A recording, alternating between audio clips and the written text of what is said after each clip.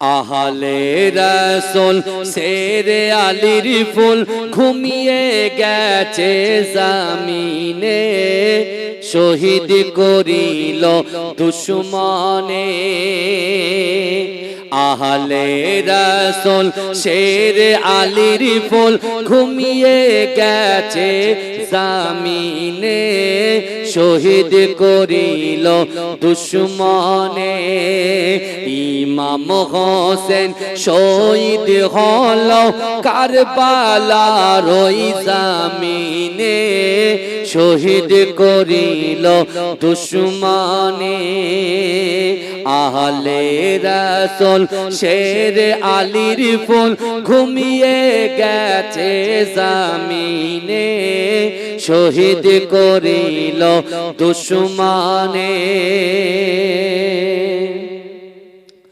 10ই মুহররম জুম্মাবারের দিন যুদ্ধের দামামা বেজে ওঠে, তরোয়ার নিয়ে আলী আকবর কারবালার প্রান্তে ছোটে। লস্কর ইয়াজিদ মারিল তীর, লস্কর ইয়াজিদ মারিল তীর, আলী আকবরের বদনে, শহীদ করিল দুশমনে। আহলে রাসূল শেরে আলীর ফুল ঘুমিয়ে গেছে জমিনে, শহীদ করিল দুশমনে। ইমাম হোসেন শহীদ হল কারবালার ওই ময়দানে, শহীদ করিল দুশমনে। 10ই মুহররম জুম্মাবারের দিন যুদ্ধের দামামা বেজে ওঠে, তরোয়ার নিয়ে আলী আকবর কারবালা প্রান্তে ছোটে। লস্কর ইয়াজিদ মারিল তীর, লস্কর ইয়াজিদ মারিল তীর, আলী আকবরের বদনে, শহীদ করিল দুশমনে। হোসেনের কোলে শিশু আজগার পানির তরে কাঁদিতে রয়, পানির বদলে এজিদ সেনা তীর মারিল আজগারের সিনায়। আজগারের রক্ত ঝরে পড়ে, আজগারের রক্ত টুপিয়ে পড়ে কারবালার ওই ময়দানে, শহীদ করিল দুশমনে। 10ই মুহররম জুম্মাবারের দিন যুদ্ধের দামামা বেজে ওঠে, তরোয়ার নিয়ে আলী আকবর কারবালার প্রান্তে ছোটে। লস্কর ইয়াজিদ মারিল তীর, লস্কর ইয়াজিদ মারিল তীর, আলী আকবরের বদনে, শহীদ করিল দুশমনে। শিমুর ছিল মস্ত নামাজি, আহলে রাসূলকে মানত না। শিমুর ছিল মস্ত নামাজি, আহলে রাসূলকে মানত না। নবীর বংশ ধ্বংস করিতে দিলেতে রহম হলো না। লোভ লালসায় ছুরি চালায়, লোভ লালসায় ছুরি চালায়, হোসেন পাকের গর্দানে শহীদ করিল দুশমনে। আহলে রাসূল শের আলীর ফুল ঘুমিয়ে গেছে জমিনে, শহীদ করিল দুশমনে। কাঁদে জৈনব কাঁদে কুলসুম কাঁদে সকিনা,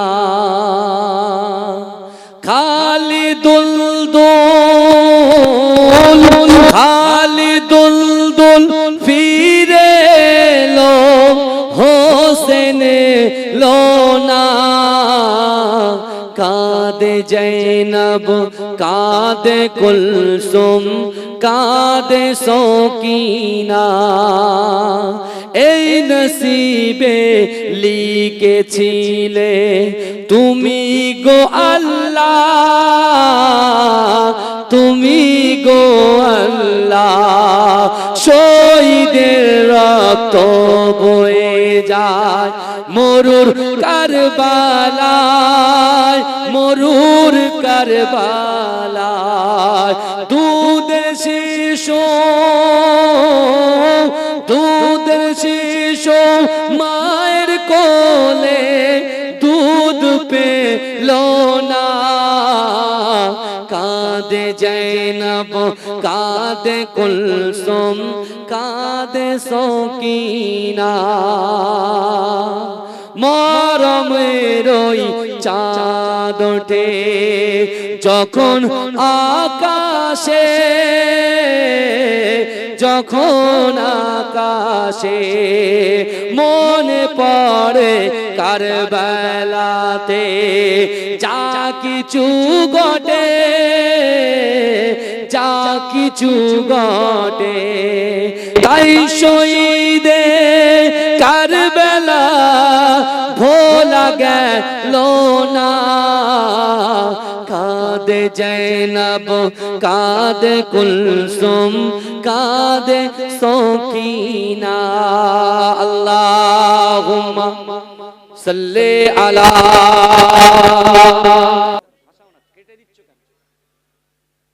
বসে যান, একটা মাহফিল মজলিস তৈরি করুন ভাই, দয়া করে বসে যান, একটু জিকির করুন লা ইলাহা ইল্লাল্লাহ।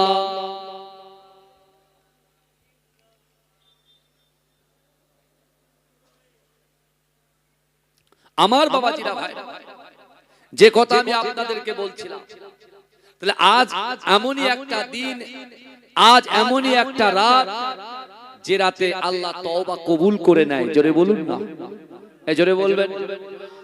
এই মুহররম মাসে দুটো রোজা আছে বাবাজি, এই দুটো রোজা যারা করবে আগামী 1 বছরে রোজা করার সওয়াব পাবে। জোরে বলেন। আমার অনেক মা বোনেরা এই রোজা করেছেন, অনেক ভাইয়েরা রোজা করেছেন, কিন্তু আমার ভাইরা আজকে আমরা যারা এই কারবালার, বিশেষ করে আপনাদের এই মুহররম মাঠ, এই মাঠে যারা বসে আছি, আমাদের জানতে হবে যে বাপ মা যদি ভালো হয় সন্তান ভালো হবে। কথা ঠিক না বল?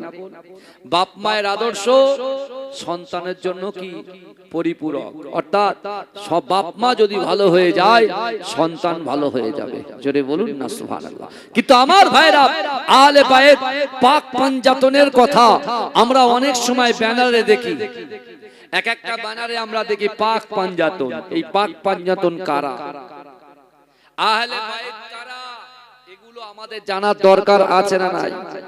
পাক পাঞ্জাতন হলো বিশ্বনবী রাসূল সাল্লাল্লাহু আলাইহি ওয়াসাল্লাম, মা ফাতেমাতুজ জোহরা রাদিয়াল্লাহু তাআলা আনহা, হযরতে শেরে খোদা আলী রাদিয়াল্লাহু তাআলা আনহু, ইমামে হাসান, ইমামে হুসাইন, এই 5 জনকে বলা হয় পাক পাঞ্জাতন। জোরে বলে। জোরে বলবেন না, এটা জোরে বলা যাবে না। আল্লাহ এদেরকে কি ইজ্জত দিয়েছে, কি সম্মান দিয়েছে। আল্লাহ রাসূল বলছে যে আমার ইমাম হাসান হোসাইনকে মোহাব্বত করলো সে আমি রাসূলুল্লাহ আমাকে মোহাব্বত করলো, আর যে তাদেরকে দুশমনি করলো আমি রাসূলুল্লাহ তারা আমার সঙ্গে দুশমনি করলো। আল্লাহর রাসূল সাহাবাদের ঘরে বলেছে এ আমার সাহাবারা, আমার ইমাম হাসান আমার ইমাম হোসাইন হচ্ছে জান্নাতের যুবকদের সরদার। জোরে বলুন না সুবহানাল্লাহ। জোরে বলা যাবে না, জোরে হবে না সুবহানাল্লাহ। আর রাসূল আবার বলছেন আমার ইমাম হাসান ইমাম হোসেন জান্নাতের মধ্যখানে দুটি নাম। জোরে বলুন না সুবহানাল্লাহ। কিন্তু আমার ভাই জানেরা, এ নবী পাকের উম্মত উম্মতিরা, এ নবী দেওয়ানারা, বিশ্ব নবী রাসূলুল্লাহ সাল্লাল্লাহু আলাইহি ওয়াসাল্লাম যখন রাতের অন্ধকারে উম্মত উম্মত করে কাঁদতেন, আম্মা জান ফাতেমাতুজ জোহরা রাদিয়াল্লাহু তাআলা আনহা আল্লাহর রাসূলকে এত মহব্বত করতেন, এত ভালোবাসতেন, এত প্যার করতেন। আমার বিশ্ব নবী রাসূলুল্লাহ যেমন উম্মত উম্মত উম্মত উম্মত বলে কাঁদতেন, আল্লাহ রাসূলের কন্যা ইমাম হাসান হুসাইনের আম্মা জান মা ফাতেমাতুজ জোহরা রাদিয়াল্লাহু তাআলা আনহা তার আব্বা জানকে দেখেও তিনি যখন নামাজ আদায় করতেন তিনিও তার আব্বা জানের উম্মতের জন্য আল্লাহর কাছে কন্দনরত অবস্থায় থাকতেন। এ যুবকেরা, এ নবী পাকের উম্মত উম্মতিরা, একদিন ফজরের নামাজ পড়ে বিশ্ব নবী রাসূলুল্লাহ সাল্লাল্লাহু আলাইহি ওয়াসাল্লাম আম্মা জান মা ফাতেমাতুজ জোহরা রাদিয়াল্লাহু তাআলা আনহার ঘরেতে আল্লাহর রাসূল যখন যাবেন আল্লাহর রাসূল দেখতে পেলেন এত সুন্দর আবহাওয়া, এত সুন্দর হাওয়া। ও যুবকেরা ভালো করে বোঝার চেষ্টা করেন, আমরা যখন ফজরের নামাজের পরে রাস্তায় বার হয়ে যায় কত সুন্দর হাওয়া আমাদের গায়ে লাগে কি লাগে না? এ যুবকেরা ওই হাওয়াটা রাসূল যখন পায়, ওই বাতাসটা রাসূল যখন পায়, আল্লাহ রাসূল মনে মনে চিন্তা করছে আল্লাহ পাক যে এত বড় নিয়ামত আমাদেরকে দিয়েছে, এই নিয়ামতের হক আদায় করার জন্য আল্লাহ রাসূল ঠিক করলেন যে না না না আমি রাসূলুল্লাহ জিকির করব, আর আমার সঙ্গে আমার চাদরের ভিতরে আমার নওয়াসা ইমাম হুসাইন ইমাম হাসান শেরে খোদা আলী আমার কন্যা ফাতেমাতুজ জোহরা রাদিয়াল্লাহু তাআলা আনহা এদের সকলকে নিয়ে আমি রাসূলুল্লাহ আল্লাহ আল্লাহর জিকির করব। এজন্য বলুন না সুবহানাল্লাহ। ভালো করে বোঝে জিকির শুধু আমরা করি না, রাসূলুল্লাহ করেছেন। কাদেরকে নিয়ে করেছে? কারবালার প্রান্তরে যে ইমাম হোসেন হুজুর শহীদ হয়েছেন তাকে রাসূলুল্লাহ চাদরের ভিতরে বসিয়ে রাসূল জিকির করিয়েছেন। জোরে বলেন না সুবহানাল্লাহ। ভোরের হাওয়া গায়ে লাগানোর কথা ডক্টররা বলে না, এই কথা বলে যাদের কোলেস্টেরল হয়েছে, যাদের হাই প্রেসার, যারা সুগার রোগী, ডক্টর প্রেসক্রিপশন করে আর বলে শোনো সকালবেলা যত তাড়াতাড়ি ঘুম থেকে উঠে একটু হাঁটা চলা করো, বলে কি বলে না? তা আল্লাহ রাসূল মসজিদে নববীতে ফজরের নামাজটা শেষ করে আল্লাহ রাসূল সাল্লাল্লাহু আলাইহি ওয়াসাল্লাম আম্মা জান ফাতেমাতুজ জোহরার বাড়ির দিকে এগিয়ে যাচ্ছে। এই ভালো করে শুনেন, যখন রাসূল এগোচ্ছেন রাসূলুল্লাহর মনের ভিতরে ঠিক করলো যে আল্লাহ যে এত সুন্দর একটা বাতাস আমাদেরকে গায়ে দিচ্ছেন, আল্লাহর রাসূল কি করলেন? মনে মনে চিন্তা করলেন যে আল্লাহ শুকরিয়া আদায় করতে হবে, আর শুকরিয়া আদায় করতে গেলে আল্লাহ জিকির ফিকির করতে হবে। জোরে বলেন। তা আল্লাহর রাসূল ফাতেমাকে ডাক দিলেন, ও ফাতেমা পর্দার সাথে চলে এসো মা বাইরে। আমার আলীকে ডাকেন, আমার হাসান হোসাইনকে ডাকেন, কারণ ইমাম হাসান হোসেনকে রাসূলুল্লাহ ব্যাপক মহব্বত করতেন, ভালোবাসতেন। জোরে বলুন না। আল্লাহর রাসূল যখন নামাজ পড়তেন ওই নামাজের সময় আল্লাহর রাসূলের নওয়াসা ইমাম হোসেন এসে রাসূলুল্লাহর কাঁধে বসে থাকতেন। আপনার এখানকার মসজিদে অনেক মসজিদে দেখা যায় বাচ্চারা যদি কিচিরমিচির করে, ওরে বাপরা বাপ, মুসল্লিরা তাদেরকে ঘাড় ধাক্কা দিয়ে বার করে দেয়, চোখ দেখিয়ে বার করে দেয়, বলে যা এখানে নামাজের ডিস্টার্ব হচ্ছে, যা বেরো। কিন্তু বাবাজি শরিয়াত কিন্তু এটা নিষেধ করেছে। শরিয়াত এটাকে নিষেধ করেছেন। আপনি যে বাচ্চাটা যাচ্ছে, সেই বাচ্চাটাকে বকে যখন আপনি মসজিদ থেকে বার করে দিচ্ছেন, সে যখন বাড়িতে তার আব্বু আম্মু বলবে বাবা যাও মসজিদে যাও, বলে আমি যাব না, কিন্তু বলবে না যে অমুক চাচা আমাকে ধমকে চমকে বার করে দিয়েছে। এই বুঝতে পারছেন কি বললাম? আল্লাহর রাসূল নামাজ আদায় করছেন, ইমাম হোসেন হুজুর রাসূলুল্লাহর কাঁধে চড়ে বসে, আল্লাহর রাসূল সিজদায় রয়েছে। কি করবেন? নামাজ ছেড়ে দেবেন? আল্লাহর রাসূল সিজদাটাকে দীর্ঘ লম্বা করে দিলেন। জোরে বলুন না সুবহানাল্লাহ। এর জোরে বলা যাবে না, লম্বা করে দিলেন। সেই রাসূলুল্লাহ ইমাম হোসেনকে চুমা খেত। কেন চুমা খেত? কেন আদর করত? বিশ্বনবী রাসূল সাল্লাল্লাহু আলাইহি ওয়াসাল্লাম জানতেন যে ইমাম হোসেনকে কারবালা প্রান্তরে নির্মমভাবে হত্যা করা হবে, শহীদ করা হবে। আল্লাহর রাসূল জানতেন, মা ফাতেমাতুজ জোহরা রাদিয়াল্লাহু তাআলা আনহা জানতেন।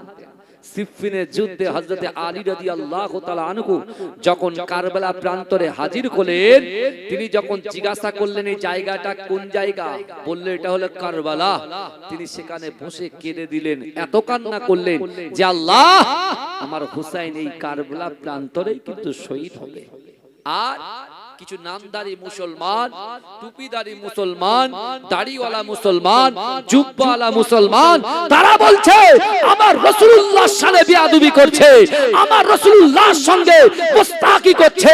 তারা বলছে যে নিজের নওয়াসা ইমাম হোসেনকে বাঁচাতে পারলো না, সে কি করে কাল কিয়ামতের ময়দানে, কাল হাসরের ময়দানে উম্মতে মুহাম্মাদীকে সাফাত করে জান্নাতে নিয়ে যাবে। এ যুবকেরা, আমি তাদেরকে বলতে চাই অত সহজ নয়, সাবধান হয়ে যান। আল্লাহর মার হচ্ছে সাংঘাতিক মার।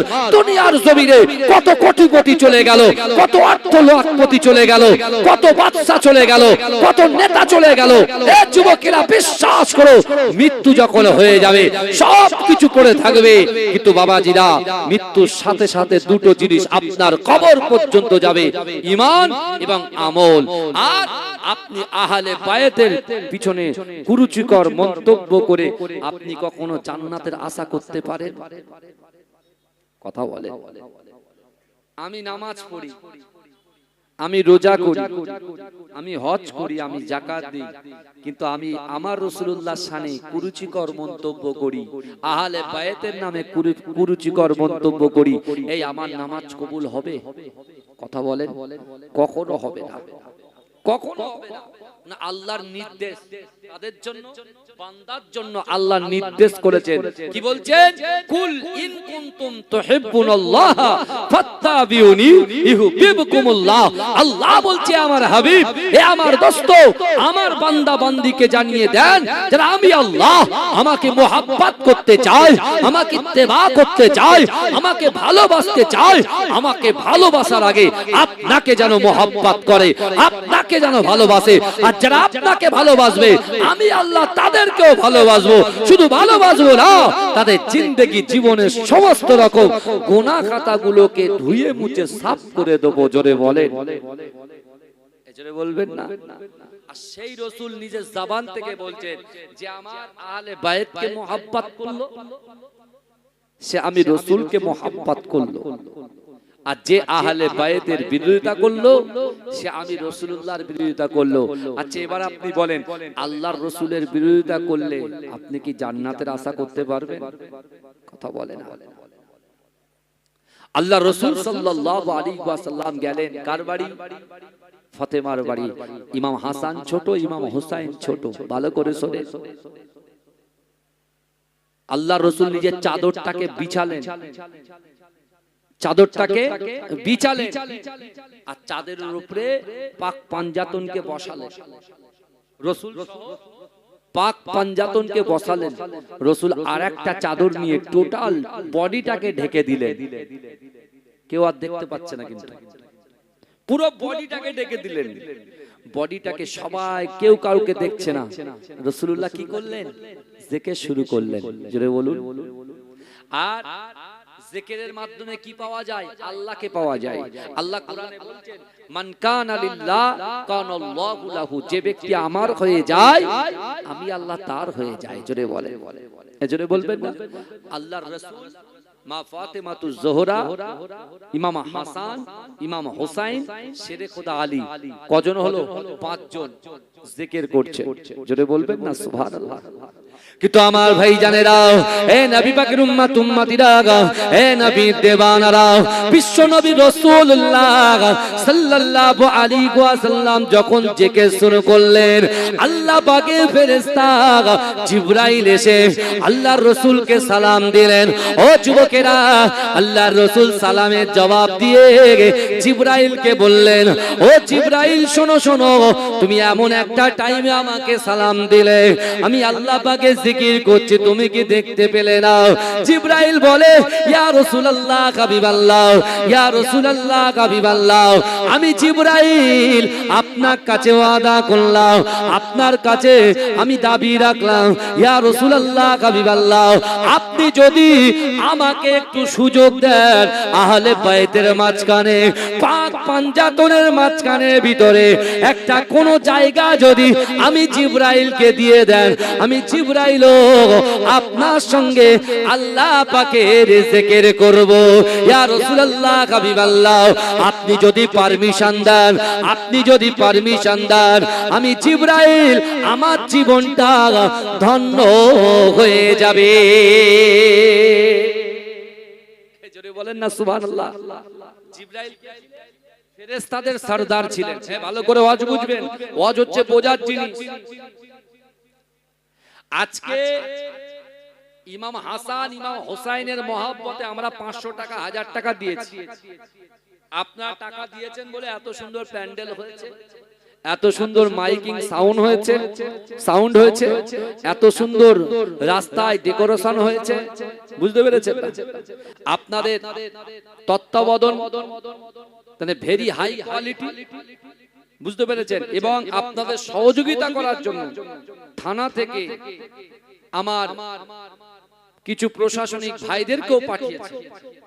আমি তাদেরকে এই জলসা থেকে একজন পীরের আওলাদ হিসাবে মাজরাই পীরডাঙ্গা দরবার শরীফ থেকে আমি রাকিবুল আজিজ তাদেরকে আমি ওয়েলকাম জানাই, স্বাগতম জানাই যে তারা আমাদের সহযোগিতা করার জন্য এসেছে। ভাইজান, কত সুন্দর পরিবেশ, কিন্তু একটা জিনিস নেই, মানুষের প্রতি যে একগ্রতা, মানুষের প্রতি যে মহাব্বত, যে ভালোবাসা, যে বছরে একটা দিন একটু বসবো, তা বসার মতো বসবো, সেই সময়টুকু আমাদের নাই। শুধু দুনিয়া দুনিয়া দুনিয়া করে মেতে আছি। কিন্তু আপনি দেখেন, আহলে বাইতের প্রশংসা আমরা এখানে বসে করছি, তাদের আলোচনা করছি, লোকের অভাব, কিন্তু আল্লাহর রাসূল পাক পাঞ্জাতন ইমাম হাসান হোসাইন শেরে খোদা আলী মা ফাতেমাতুজ জোহরা রাসূল সহ যে জায়গায় জিকির করছেন, বসেছেন, দলবদ্ধ হয়েছেন, সেই জায়গাটায় আসন পাওয়ার জন্য জিবরাইল বারবার রাসূলকে বলছেন, ইয়া রাসূলুল্লাহ, আপনি একটু আপনাদের ভিতরে বসার সুযোগ করে দিন। জোরে বলুন না সুবহানাল্লাহ। আল্লাহ রাসূল বলছেন কি জানেন? আল্লাহ রাসূল জিবরাইলকে বলছেন, ফেরেশতাদের সরদারকে বলছেন, এ জিবরাইল, তুমি যে আহলে বাইতের মাঝখানে, পাক পাঞ্জাতনের মাঝখানে তুমি যে জিকিরটা করবে, তুমি আহলে বাইতকে কি ইহসান করেছো, কি ইহসান করেছো, তুমি তাদের জন্য কি করেছো, আগে বলো, তারপরে জায়গা পাবে, নচেত তুমি পাবে। ভাই, আমরা ইমাম হোসেন হুজুরের জন্য কি করেছি, হাসান হুজুরের জন্য কি করেছি, কাসেম হুজুরের জন্য কি করেছি, আলী আকবর হুজুরের জন্য কি করেছি, আলী আসগার হুজুরের জন্য কি করেছি। এ যুবকেরা, যে আলী আসগারের পানি পান করার জন্য আব্বাস কালান্দার ছুটে যখন গিয়েছিল, এ যুবকেরা, এক মশক পানি যখন ভর্তি করেছে, কাফেররা দূর থেকে ইয়াজিদ বাহিনী তীর ছুঁড়েছে, আব্বাস কালান্দারের ডান হাতটা ভেঙে গেছে। এ যুবকেরা, ডান হাতটা বাজুর থেকে যখন পড়ে গেছে, আব্বাস কালান্দার বাম হাত দিয়ে পানিটাকে ধরেছে, বাঁ হাতে যখন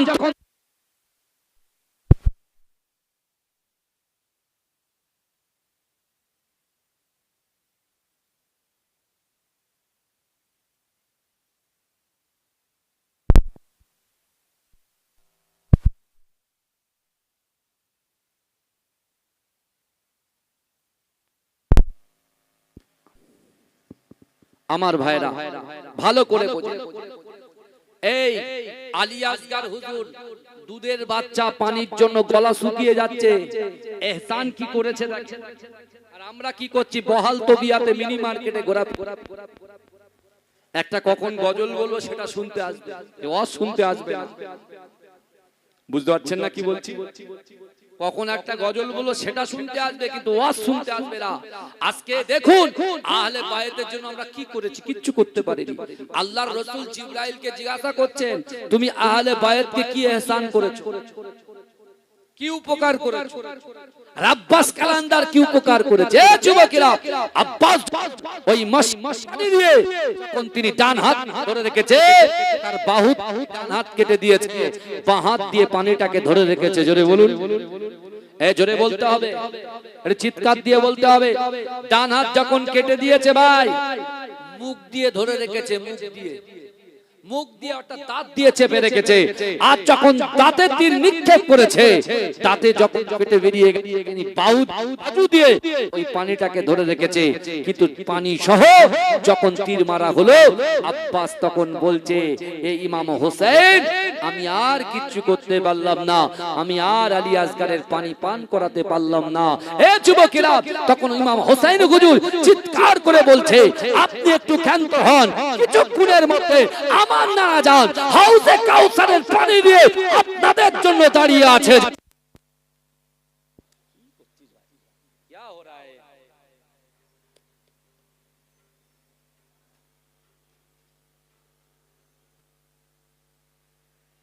আমার কমিটি ভাইদেরকে আমি অনুরোধ করছি, আপনারা জেনারেটরটা চালিয়ে রাখেন। কারেন্টের চিন্তা করলে হবে না ভাইজান, টাকা যাচ্ছে যাক, জেনারেটরটা দান। একবার কারেন্ট অফ হলে আমার নিজের বলতে সমস্যা হচ্ছে, বুঝতে পেরেছেন? একটা মোশন চলে আসছে, ব্রেক হয়ে যাচ্ছে, বুঝতে পারছেন না? এটা আমার কষ্ট, আমার আর কিছু। দরুদ শরীফ পড়েন, আল্লাহুম্মা সাল্লি আলা, মহব্বতে দরুদ শরীফ পড়েন, মহব্বতে পড়েন।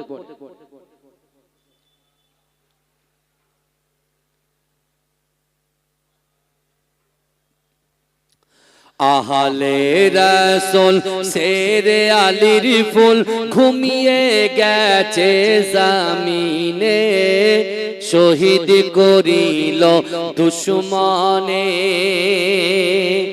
আহলে রাসূল শেরে আলীর ফুল ঘুমিয়ে গেছে জমিনে, শহীদ করিল দুশমনে। ইমাম হোসেন শহীদ হল কারবালার ওই জমিনে, শহীদ করিল দুশমনে। আহলে রাসূল শেরে আলীর ফুল ঘুমিয়ে গেছে জমিনে, শহীদ করিল দুশমনে। 10ই মুহররম জুম্মাবারের দিন যুদ্ধের দামামা বেজে ওঠে, তরোয়ার নিয়ে আলী আকবর কারবালার প্রান্তে ছোটে। লস্কর ইয়াজিদ মারিল তীর, লস্কর ইয়াজিদ মারিল তীর, আলী আকবরের বদনে, শহীদ করিল দুশমনে। আহলে রাসূল শেরে আলীর ফুল ঘুমিয়ে গেছে জমিনে, শহীদ করিল দুশমনে। ইমাম হোসেন শহীদ হল কারবালার ওই ময়দানে, শহীদ করিল দুশমনে। 10ই মুহররম জুম্মাবারের দিন যুদ্ধের দামামা বেজে ওঠে, তরোয়ার নিয়ে আলী আসগর কারবালা প্রান্তে ছোটে। লস্কর ইয়াজিদ মারিল তীর, লস্কর ইয়াজিদ মারিল তীর, আলী আকবরের বদনে শহীদ করিল দুশমনে। হোসেনের কোলে শিশু আজকার পানির তরে কাঁদিতে রয়, পানির বদলে এজিদ সেনা তীর মারিল আজগারের সিনায়। আজগারের রক্ত ঝরে পড়ে, আজগারের রক্ত টুপিয়ে পড়ে কারবালার ওই ময়দানে শহীদ করিল দুশমনে।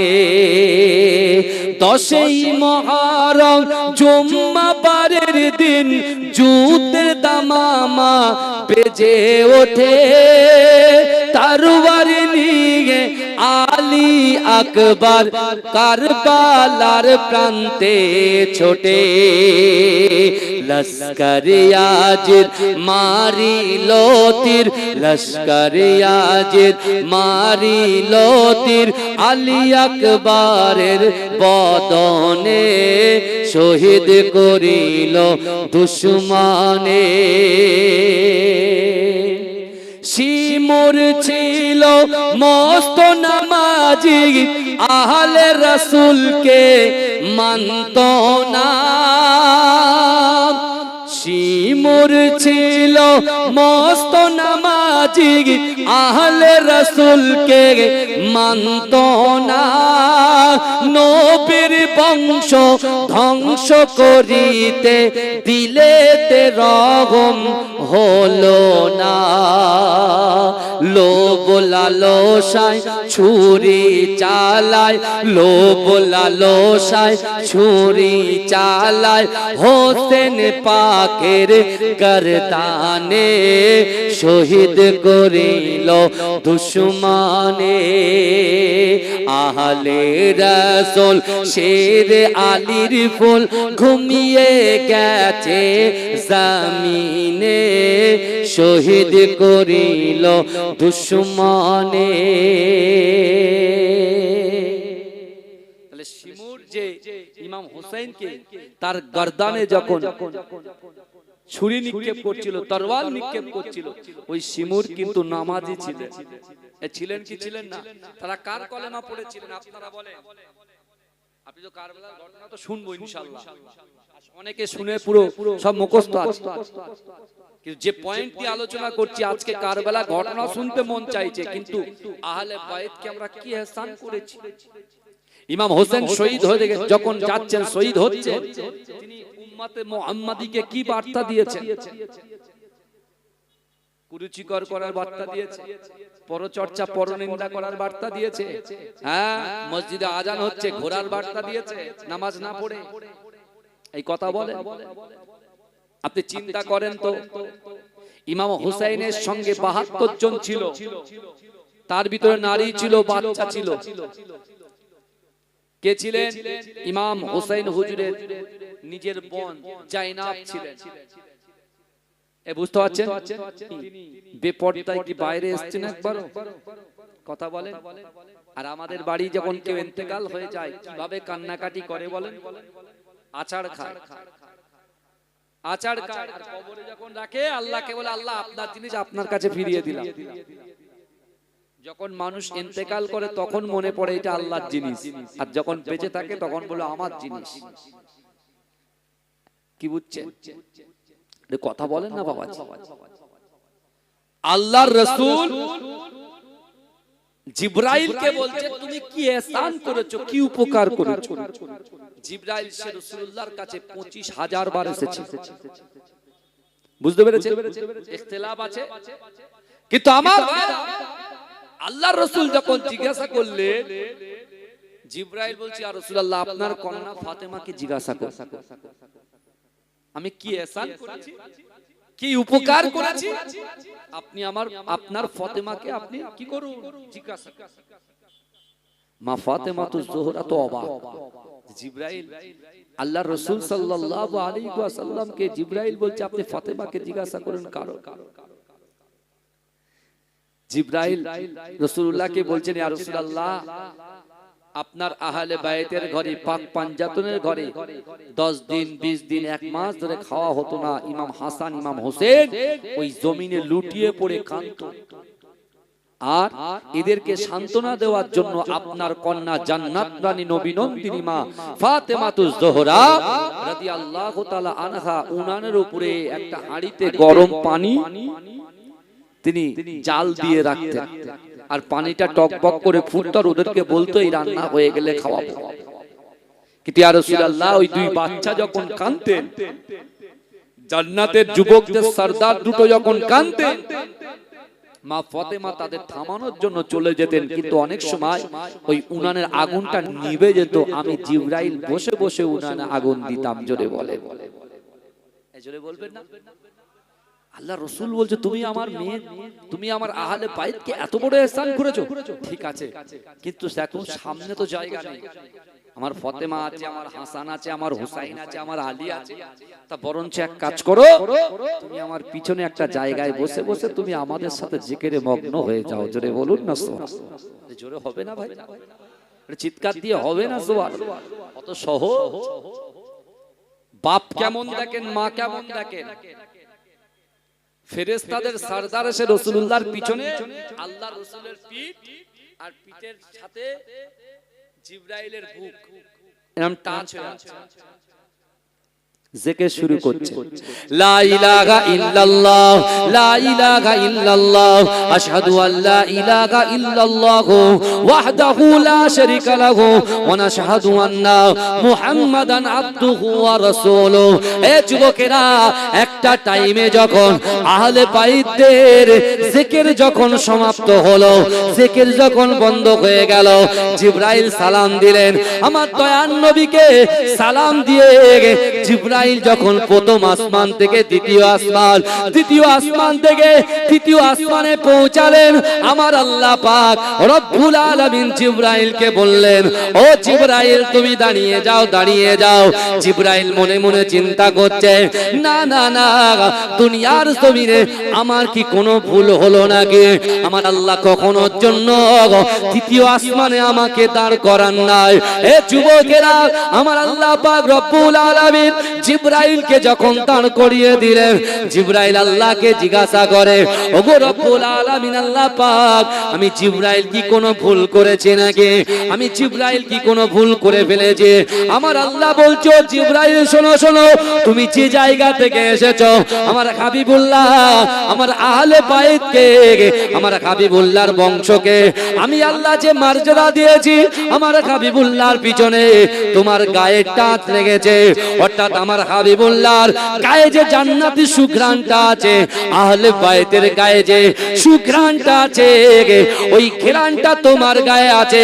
অর্থাৎ প্রথম আসমান ওই ঘ্রাণে ছয়লাভ হয়ে গেছে, দ্বিতীয় আসমান ঘুরিয়ে গেছে, তৃতীয় আসমানে তুমি যখন এসেছো, আমি আল্লাহ পাক রব্বুল আলামিন আমার হাবিবুল্লাহর এই সুঘ্রাণটা অন্য অন্য ফেরেশতাদের নেওয়ার জন্য আমি আল্লাহ পাক সকল ফেরেশতাদেরকে হুকুম করলাম, যাও যাও যাও, আমার জিবরাইলের কাছ থেকে তোমরা একটু মুসাফা করে এসো।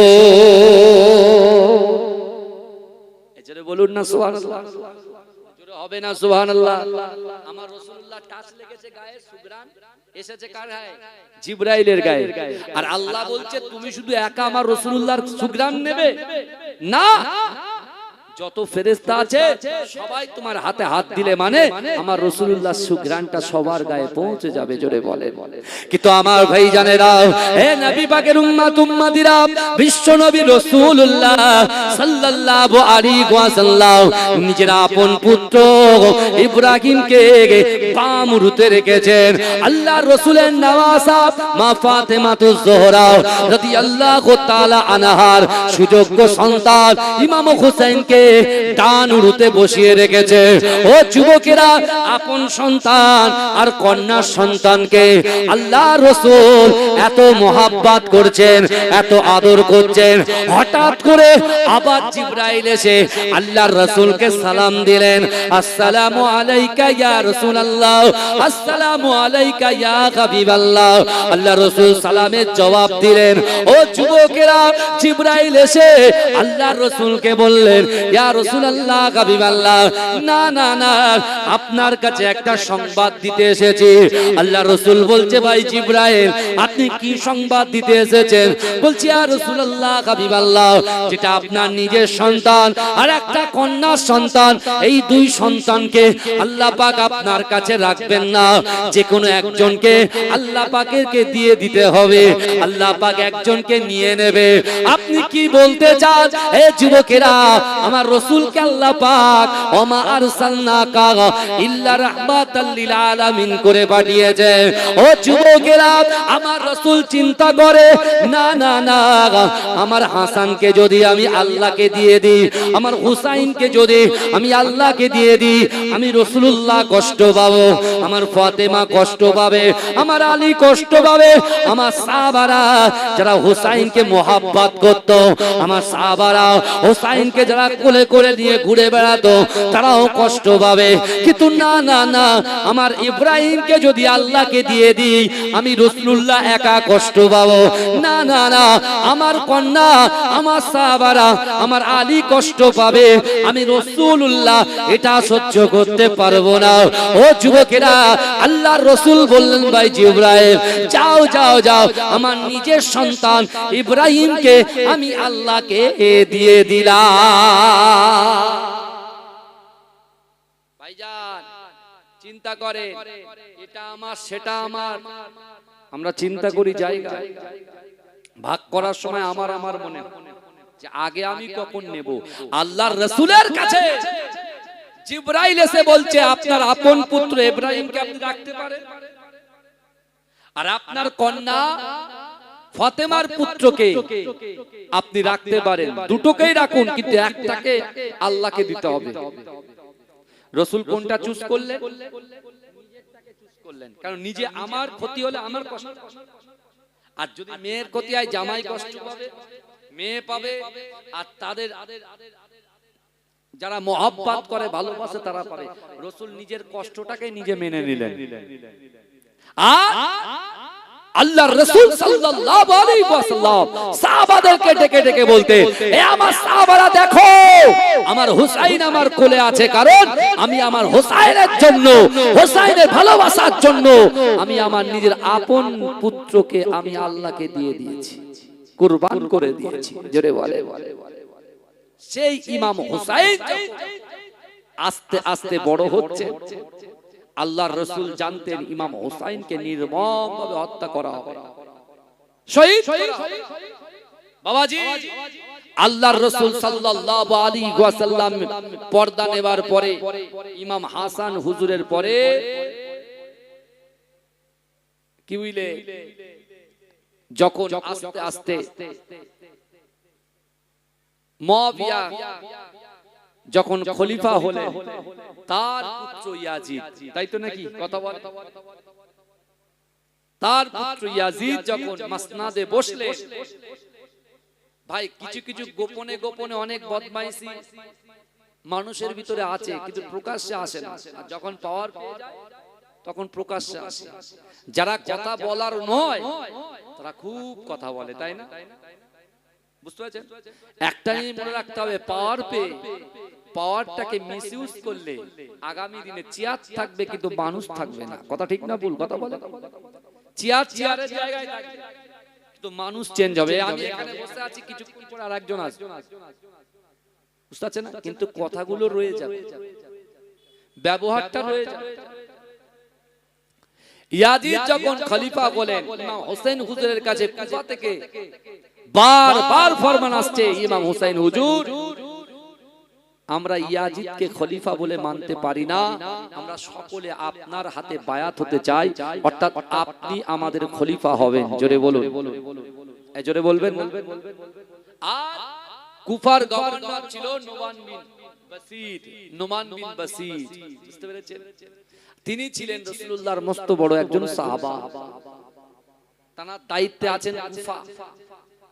আর বাবাজি যখন তিনি শুনলেন যে কুফা থেকে চিঠি যাচ্ছে কোথায়? মদিনায়। কোথায় যাচ্ছে বলেন? মদিনায়, যেখানে ইমাম হোসেন হুজুর আছেন, যে আপনি চলে আসেন। আর আপনি যদি কুফাতে না আসেন তাহলে আমরা কাল কিয়ামতের মাঠে আপনাকে ধরবো, আল্লাহকে বলবো, আল্লাহ আমরা বাতিলের কাছে মাথা নত করতে চাইনি, বর্বরের কাছে মাথা নত করতে চাইনি, যারা ইসলাম বিরোধী শরিয়াত বিরোধী কাজকর্ম করেছেন তাদের কাছে আমরা মাথা নত করতে চাইনি, কিন্তু আমরা বারবার করে আল্লাহর রাসূলের নওয়াসা ইমাম হোসেনকে ডাকার পরেও তিনি কিন্তু আমাদের ডাকে সাড়া দেননি আল্লাহ, তার জন্য আমরা বাতিলের কাছে মাথা নত করতে বাধ্য হয়েছি। আল্লাহর রাসূলের সাহাবারা, হযরত আবু বকর হুজুরের সন্তান, ওমর হুজুরের সন্তানরা ইমাম হোসেন হুজুরকে বলছেন, হুজুর আপনি এখান থেকে যাবেন না কুফাতে, কেন কুফার মানুষেরা ভালো না, ওদের ভিতরে আবেগ বিরাজ করে, আবেগ। হ্যাঁ, যখন কেউ দাঁড়িয়ে যায় বাতিলের বিরুদ্ধে, যখন কেউ কথা বলে, কিছু মানুষ আবেগ তাড়িত হয়ে তার পিছনে এসে দাঁড়িয়ে যায়। আর যখন যে লিড দিচ্ছে তার কাছে এসে অন্যজন যখন তার বিরুদ্ধে চলে যায়, অর্থাৎ প্রশাসন হোক বা অন্য কেউ হোক, যখন তার বিরুদ্ধে অ্যাটাক করে, সেই সময় তার পাশে কেউ থাকে না। বিপদে যখন আপনি পড়বেন, আপনি মাইক পেয়েছেন, বড় বড় কথা বলছেন, বুঝতে পারছেন না? মাইকে একদম পেয়েছি বলে যা ইচ্ছা তাই মন গড়া বলে গেলাম, কিন্তু যখন আমার উপরে একদম ডাইরেক্ট অ্যাকশন শুরু হবে, আমার সামনে থাকা লোক সুবহানাল্লাহ আলহামদুলিল্লাহ তাকবীর দেওয়া মানুষগুলো বলবে, ভাই আগে পালা, নিজে বাঁচানো ফরজ, নিজের জান বাঁচানো ফরজ, বলো হুজুর যায় হোক সব পালা। বুঝতে পেরেছেন না? এরকম কুফাবাসীরা ছিল, এরকম যে আলী হুজুরকে শহীদ করা হয়েছে, হাসান হুজুরকে বিষ পান করে মারা হয়েছে, আবার সেই কুফাবাসীরা ডাকছে কাকে? ইমাম হোসেন হুজুরকে। তাই ইমামে হোসেন মদিনার গভর্নরের কাছে গেলেন। যেই গিয়েছেন মদিনার গভর্নর বলছে, এই ইমামে হোসেন আপনি শোনেন, আমার কাছে ফরমান এসেছে, ইয়াজিদের হাতে আপনাকে বায়াত গ্রহণ করতে হবে, আর আপনি যদি বায়াত গ্রহণ না করে তাহলে ইয়াজিদ বড় কঠোর হয়ে আপনার সামনে আসবে।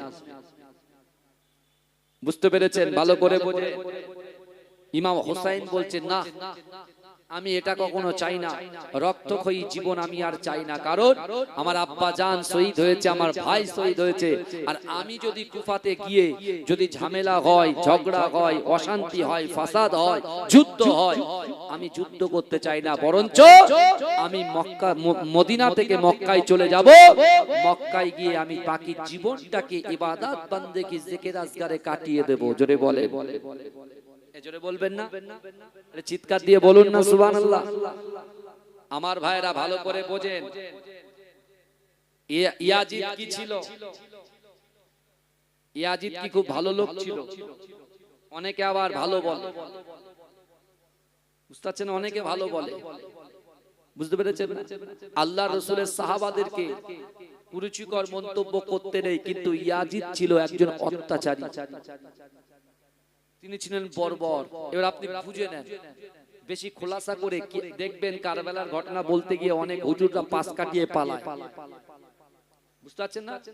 বলতে গেলে অত সহজ নয়। যারা রাসূলুল্লাহকে দেখেছেন, যারা রাসূলুল্লাহ, যাদের রাসূলকে যারা দেখেছেন, তাদেরকে আবার অন্যজনরা দেখেছেন, তাদের নামে বক্তব্য দেওয়াটা অত বড় ব্যাপার নয়। পড়াশোনা করে এসে বলতে হবে, নাহলে কিন্তু ইনজাম সব নিজের গায়ে আসবে। কিন্তু আমার ভাইরা, আপনি চিন্তা করুন, হুসাইন যাচ্ছে কোথায়? মক্কায়। যে হুসাইন নিজের নানা জান বিশ্বনবী হায়াতুন নবী মুস্তাফা জানে রহমত আকায়ে মাওলা মুহাম্মদুর রাসূলুল্লাহ সাল্লাল্লাহু আলাইহি ওয়াসাল্লামের দরবারে মসজিদুন নববীতে ফজরের নামাজ পড়ে আল্লাহর রাসূলের রওজাটা জিয়ারত করত, জোহরের নামাজ পড়ে আল্লাহর রাসূলের রওজাটাকে জিয়ারত করত, আসরের নামাজ পড়ে রাসূলুল্লাহর রওজাটাকে জিয়ারত করত, মাগরিবের নামাজ পড়ে রাসূলুল্লাহর রওজাটাকে জিয়ারত করত, এশার নামাজ ছড়ে রাসূলুল্লাহর রওজাটাকে জিয়ারত করত, তাহাজ্জুদের নামাজ ছড়ে আল্লাহর রাসূলের রওজাটাকে জিয়ারত করত। যে বিশ্বনবী রাসূল সাল্লাল্লাহু আলাইহি ওয়াসাল্লাম ইমাম হোসেনের ডান দিকে চুমা খেয়েছেন, বাম দিকে চুমা খেয়েছেন, ঠোঁটে চুমা খেয়েছেন, কপালে চুমা খেয়েছেন, ঘাড়ে গর্দানে চুমা খেয়েছেন, যে রাসূলুল্লাহ যে ইমাম হোসেনকে মহব্বত করেছে, ওই হোসেন ইসলামের জন্য ভালো রাখতে গিয়ে তিনি মদিনা ছেড়ে যাচ্ছেন মক্কা। মক্কা আর আবু বকর হুজুরের সন্তান এবং ওমর হুজুরের সন্তানরা বারবার বলছে আপনি যাবেন না, কারণ কুফার মানুষরা কিন্তু আপনাকে ধোঁকা দেবে, কুফার মানুষরা ধোঁকা দেবে। আবার এক একটা চিঠিতে ওই রকম ভাবে আসছেন, যদি আপনি না আসেন তাহলে কিয়ামতের ময়দানে আপনার বিরুদ্ধে আল্লাহর কাছে নালিশ করা হবে। তখন ইমাম হোসেন বলছে তাহলে এক কাজ করা যাক, এত চিঠি আসছে তা অন্তত পক্ষে তারা আমার কাছে ঠিকঠাক চিঠি দিচ্ছে কি, নকল দিচ্ছে কি, ভুয়ো দিচ্ছে, সেটা তো দেখার ব্যাপার আছে। তাহলে এক কাজ করি, আমার একজন প্রতিনিধি যাক কুফাতে, আমার এক প্রতিনিধি যাক, সে গিয়ে দেখুক, সে যাচাই বাছাই করুক, সে মানুষের সঙ্গে কথা বলুক, সে যদি আমাকে বলে যে না যারা চিঠি দিয়েছেন তারা সত্যি সত্যি ভালো মানুষ, তাহলে আমি হোসাইন ঠিক কুফাতে চলে যাব। কাকে পাঠাবে? মুসলিম বিন আকিলকে তিনি ঠিক করলেন, তার নিজের চাচাতো ভাই ইমাম হোসেন হুজুরের চাচাতো ভাই মুসলিম বিন আকিলকে তিনি রেডি করলেন। বললেন ভাই তুমি যাও, কিন্তু মুসলিম বিন আকিল যখন যাচ্ছেন তার দুটো বাচ্চা সন্তান বলছে আব্বু আপনি তো চলে যাচ্ছেন, তা আমাদেরকেও নিয়ে যান, আমরাও একটু দিন ইসলাম প্রচার করতে গিয়ে আল্লাহর কাছে অর্থাৎ রাসূলুল্লাহ সাল্লাল্লাহু আলাইহি ওয়াসাল্লামের সাথে কাল কিয়ামতের মহামাট ময়দানে এই কাজের জন্য আল্লাহর রাসূল আমাদের জন্য একটু শাফাত করে দয়ার জান্নাত পৌঁছে দেবে। জোরে বলুন না সুবহানাল্লাহ। মুসলিম বিন আকিলকে কুফাতে পাঠিয়ে দিলেন কে? ইমাম হোসেন হুজুর আর রাসূলুল্লাহর কিছু সাহাবা। আমার ভাই জানেরা, এ নবী পাকের উম্মত উম্মতিরা, এ নবী দেওয়ানারা, আল্লাহর রাসূলের নওয়াসা ইমাম হুসাইন রাদিয়াল্লাহু তাআলা আনহু, এ যুবকেরা মুসলিম বিন আকিলকে যখন কুফা প্রান্তরে পাঠালেন, ও যুবকেরা মুসলিম বিন আকিল যখন গিয়েছে তিনি দেখতে পেলেন না না না না না কুফার মানুষেরা মুসলিম বিন আকিলকে বলছে আমাদের হোসাইন হুজুর আসেননি কেন? বলছেন না না না ইমাম হোসেন আমাকে নিযুক্ত করে দিয়েছে, আমার হাতে বায়াত গ্রহণ করতে বলেছে, তোমরা যদি আমার হাতে বায়াত গ্রহণ করো অবশ্যই অবশ্যই আমি মুসলিম বিন আকিল আমি যদি একটা চিঠি লিখে দিই, ইমাম হোসেন যখন চিঠিখানা হাতে পেয়ে যাবে ইমাম হোসেন তিনিও চলে আসবে। এ যুবকেরা একই দিনে 18,000 মানুষ ইমাম হোসেনের হাতে হাত দিয়ে তারা এমন করে বায়াত গ্রহণ করেছিলেন। প্রথম দিনে 18 থেকে 20,000 লোক ইমাম হোসেনের মুসলিম বিন আকিলের হাতে বায়াত গ্রহণ করলেন। জোরে বলুন না সুবহানাল্লাহ। আর কুফার গভর্নর কে ছিল? নোমান বিন বশির। উনি দেখছেন যে আহলে বাইতের হাতে হাত দিয়ে মানুষ দলে দলে ইমাম হোসেনের পক্ষে বায়াত গ্রহণ করছে। জোরে বলুন না সুবহানাল্লাহ। কিচ্ছু বলছেন না।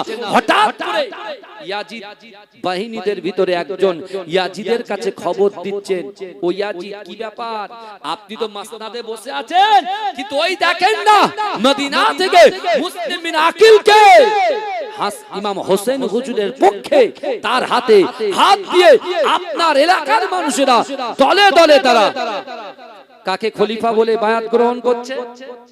বলেন ইমাম হোসেন হুজুরের পক্ষে মুসলিম বিন আকিলের কাছে বায়াত গ্রহণ করছেন, আপনি বসে বসে মত্ত হয়ে আছেন।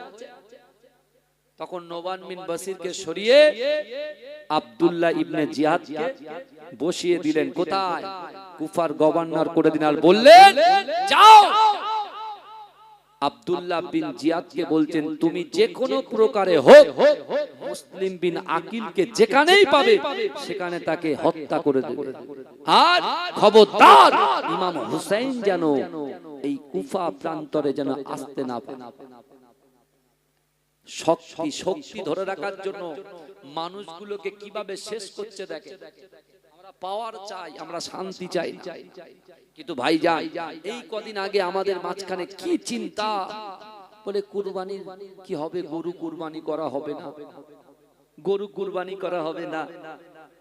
এই ইউটিউবার ভাইদেরকে বলি, এই গরুর কথা বললে তুমি নেতার ছবি দিয়ে দিচ্ছ। আমি কিন্তু কড়া স্টেপ নেবো, আগে থেকে বলছি। হ্যাঁ, এমন কিছু বার্তা তোমরা দেবে না ভিউজের জন্য যে অনেক সমস্যা তৈরি হয়। আমি কিন্তু বারণ করি না, অন্য অন্য ভাইরা কেউ আর এত ভিডিও করতে দেয় না। বুঝতে পেরেছি, আপনারা কষ্ট করে এসেছেন, আমি আপনাদের সকলকে ভালোবাসি, আপনাদের আমি না বলি না, কিন্তু তাই বলে মেয়েদের ছবি দিয়ে দিচ্ছেন থাম্বনেইলে, হ্যাঁ পশুদের ছবি দিয়ে দিচ্ছেন, বড় বড় নেতাদের ছবি দিচ্ছেন। সেদিনকে দেখছি আমাদের মুখ্যমন্ত্রী, বর্তমান আমাদের মুখ্যমন্ত্রী শুভেন্দু অধিকারী, বুঝতে পেরেছেন, তার ছবি আর আমার ছবি পাশাপাশি দিয়েছে। কোথায় ধর্মতলা আর কোথায় তক্তপোষের তলা ভাই, আমার সাথে তার মানায় কখনো? তিনি আমাদের মুখ্যমন্ত্রী, তাকে আমরা স্যালুট করি, ভালোবাসি, বুঝতে পেরেছেন না? হ্যাঁ, তানার যে চেয়ার তাকে সম্মান করি, তাই বলে তোমরা গোজা মেরে দিচ্ছ সব জায়গায়। হ্যাঁ, একটা গরুর ছবি দিয়েছে, আমার দিয়েছে, আর আমাদের মুখ্যমন্ত্রীর ছবি দিয়েছে।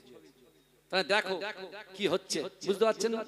স্বাভাবিক, এটা লোকের কাছে যাই, বার্তা তো খারাপ যাবে নাকি? যাবে কি যাবে না? আমাদের দেখেন, আমাদের এলাকার যারা প্রশাসনের ভাইরা আছেন তাদেরকে তো সহযোগিতা করতে হবে। আরে এ কথা তো রাসূলুল্লাহ